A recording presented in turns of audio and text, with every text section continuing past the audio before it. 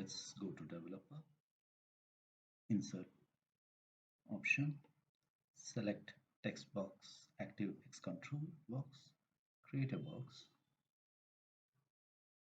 right click, go to properties, adjacent to link cell, in the same column, let's mark E4,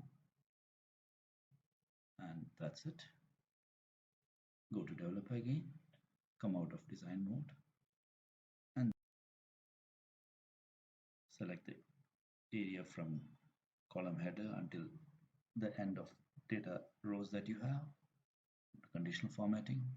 You can create new rule if it's first time, but since I already created the formula, let me go to manage rules here, edit rules, and this is the formula that we will be